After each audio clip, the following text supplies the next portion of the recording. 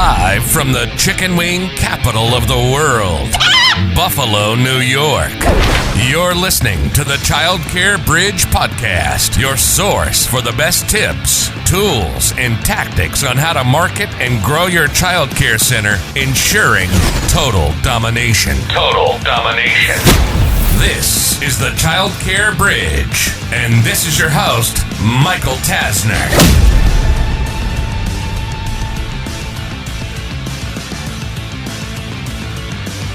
Hey there, and welcome to this week's edition of the Childcare Bridge. Today's topic is all about AI, but more importantly, it's about getting some of the fundamentals moving. Now, before we dive into some of the fundamentals, I need to make something very, very clear to you. Now, AI isn't necessarily going to be able to keep an eye on all the kids in the classroom, unless you saw that really insane robot that Tesla is currently building that feels like they're going to have built in the next 1 to 2 years. And they were claiming that could babysit your kids, as it said. But there are certain things that AI is never going to replace. However, if you think that over the next 6, 12, 18, 24 months that AI isn't going to start to play a bigger role in the childcare industry, you're going to be in for a very rude awakening. Now, there's an exercise that I love to practice that gets my mind being a little bit more curious. And it's extremely simple to do. I went to a presentation about how to be a futurist, and I was expecting to learn all these insane things like this tool and that tool, and I was surprised that it was pretty basic. And he boiled it down to being a lot more curious, but being a lot more of an observer. So when you're out and about, when you're at your bank or credit union, you're at an industry event, you're at your center, you're at a family function, you're at all these different places. The premise is to start observing and using a phrase, "Isn't that interesting?" And when you start to see things that you haven't seen before, isn't that interesting? And I like to start to keep tabs of certain things that I didn't see 3 months ago, 6 months ago, or longer. For example, and this is not something that's brand new, but I have twin boys that are going to be 16 years old in about a month. And I find it interesting that text messages is not how they communicate. They communicate through Snapchat. So I would say, "Isn't that interesting?" And I would write it down in my notebook. And that's just from casually observing.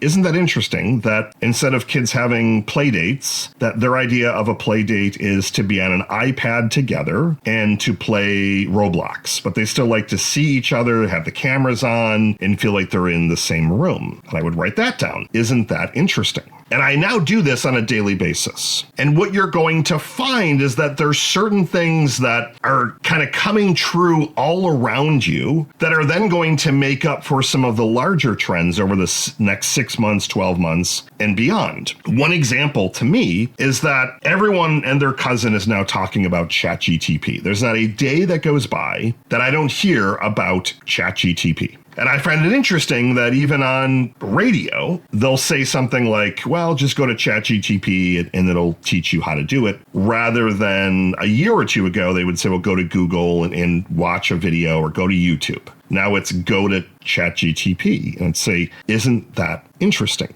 And I want you as a step one just to start observing things at a higher level of curiosity than you have before, because I promise you, you're going to start to notice some trends and some of those things that are really happening all around you in real time, all around you. And so isn't that interesting? To me, it's massively interesting. Now, that I want you to bake into your day-to-day. I want that in your day-to-day so that you're starting to just notice these things and write them down. But what I really want you to then move to is making some notes across the 4 quadrants that I teach you on. Marketing, accounting, systems, team. The 4 quadrants. In each of those, I want you to systematically go through, and I want you to start to look at all of the different day-to-day, week-to-week, month-to-month, and even some yearly things that you do in each of those quadrants. So let's take team. for example. Let's start there. On the hiring side, maybe you're rewriting job descriptions, you're posting to Indeed, you're conducting interviews, you're filtering through resumes. On more of the HR side, you're conducting employee reviews, you're writing people up for XYZ. You're doing payroll, you're auditing hours, like all the different things that you do. I want you to start to write those down. And then you would go to the next quadrant. So like systems, what are some of these systematic type things that you're doing? Strategy and systems. So maybe you're rewriting standard operating procedures. You're updating or improving the handbook. But what are those higher level things you're doing? You're looking at the strategy for the next 3 months, the next 3 years. You're having a weekly leadership meeting and you're talking through core issues. Like, what are all those different things? You go over to the accounting side. You're doing bookkeeping, reconciliation, paying bills, reading a profit and loss statement, updating your balance sheet, comparing month over month, year over year, quarter over quarter. What are all the things you do there? And on the marketing side, that to me is always the easiest to start to then think about. But what are all the things you do there? New social media content, images, videos, writing blog posts, writing newsletters, producing slides, like all the different things that you do. And I want you to take your time with this. Like, I don't want you to rush it and just try and slap some things down. I mean, the list as a whole should be well over 100 between the four, could even be higher. And then I want you to do a couple of different things. The first thing I want you to do is to star all of the things on that list that you deem mission critical, like the highest of value to your center. What are the things that are the highest of value? Maybe that's updating ProCare on a daily basis, conducting and giving tours, new enrollment forms, running credit cards, cashing checks. What are all the things that are like the highest of value? The second thing I want you to do is to add another column to where you're tracking how long are these things taking either you, someone else on your team, or an outsourced vendor. So if you know that the bookkeeping is taking 50 hours a month to this vendor because they're invoicing you for 50 hours a month, you're going to write 50. And then ideally, you're going to know, well, of that 50, how much is reconciliation and reporting and all of that.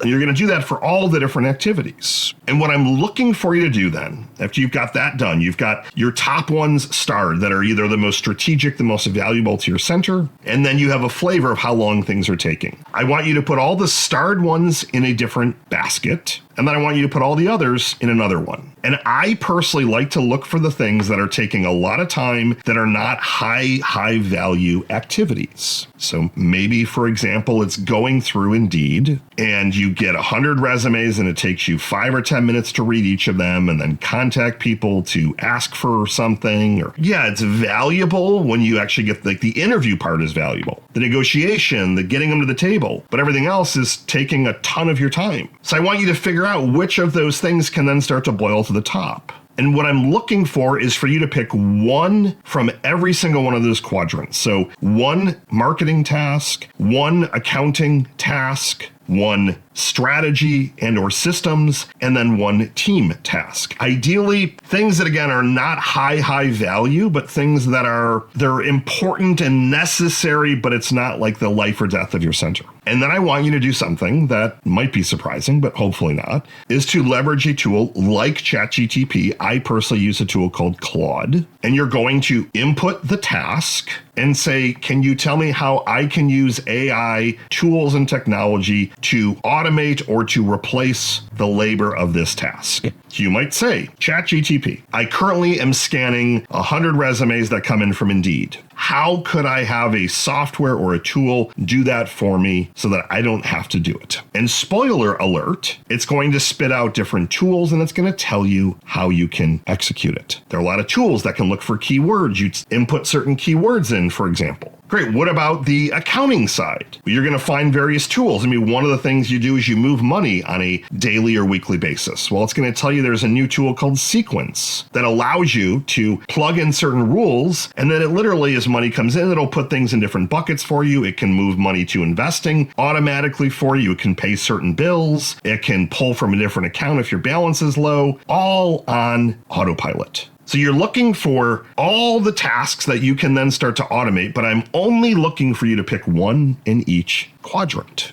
And the reason that I only want you to pick one in each quadrant is that we're trying to walk before we run. The other reason that I don't want you to leverage necessarily AI right now to do all of your higher level strategy stuff or the most important stuff is you need to get comfortable. You need to learn how to put inputs into AI. Among the most important pieces that you'll learn is that AI is only as good as what you're putting into it. The prompts is the technical phrase. If you're asking, you're like, hey, I want this social media graphic, and you say, give me a picture of kids playing in a playground, you're going to get all varying images. Well, you'd say, give me kids that are 2 years old that are playing in a playground that has grass or rubber and various races. Like, you want to be able to give good inputs. Now, that's an example in the videos or the image side, but it's the same kind of thing. What do you actually want it to do? And it can start to respond back to you. So I started to notice that there were certain things that I was doing for 5-10 hours a week.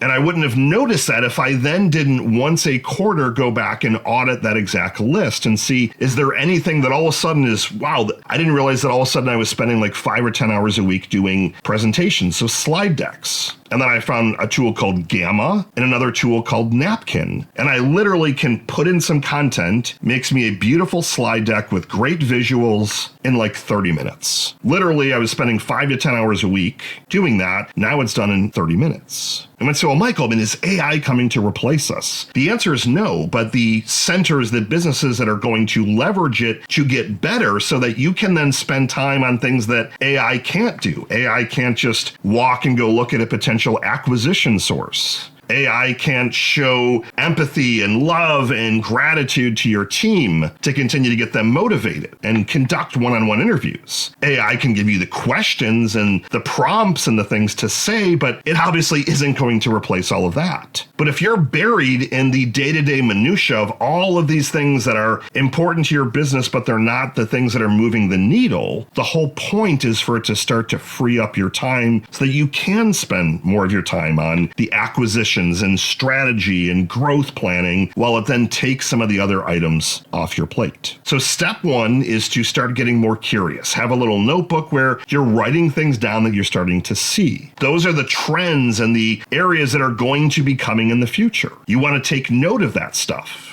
Number two is you're going to go through and you're going to make your list of all of the different tasks and projects in the marketing area, accounting, the systems and strategy, as well as your team, and look at all the things that are being done daily, weekly, monthly, and even yearly. And then pick one of those that you want to look at using AI, leverage a tool like ChatGPT or Claude, and have it start to direct you. Hey, you want to look at this, look at that, and then execute. And I promise you that once you start, you're going to be like, holy crap. We're using AI with centers right now to have it completely make one-to-one curriculum based on inputs from the teachers. They're giving inputs based on how this student is learning, and then AI is literally changing the curriculum in real time for that teacher, completely free of charge. Like, the level of things that can be done, absolutely crazy. We're making coloring books to give out to the kids. We're making our own materials, our own exercises, puzzle, like all of it using AI. Start leveraging it now. I promise you in the next 6, 12, 18 months, you will be so far ahead of the curve to where you can be, again, having your time invested in those areas that will continue to move your business. Get out there, take some action, start leveraging AI. Michael Tasner signing off. Good morning, good afternoon, and good night.